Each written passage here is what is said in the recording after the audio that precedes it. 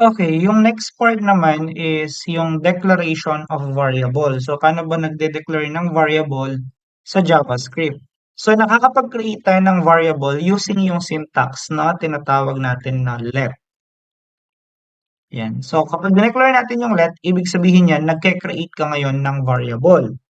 Now, after ng let na yan, i-declare na natin yung variable name. Let's say, for example, name yung gusto nating gamitin. Okay? So, after nyan, mag-equal tayo, and then, ilalagay natin yung mismong value ng variable na yan. Let's say, for example, rec. Okay? So, isa-semicolon mo yan. Ibig sabihin yan, meron ka ng variable na pangalan ay rec.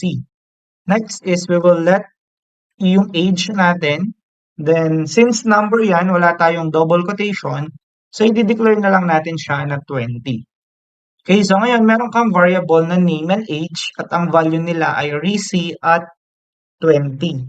So, paano ba natin sila ma-print out? So, of course, gagamit tayo ng document.write, then yung opening and closing parenthesis natin, then yung double quotation.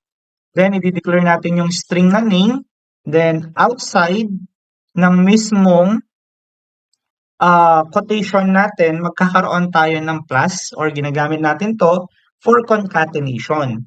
Then, tatawagin natin yung variable na name. Okay? So, after ng variable na name, mag-plus ulit tayo.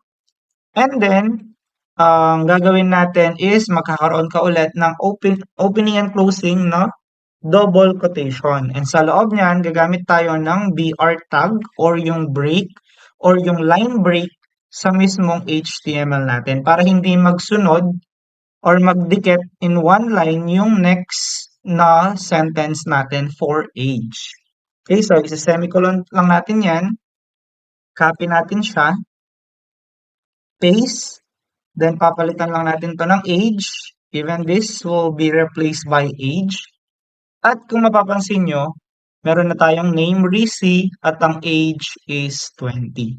So, ganyan lang nagde-declare ng variable at nagpe-print out ng value ng variable sa mismong JavaScript natin.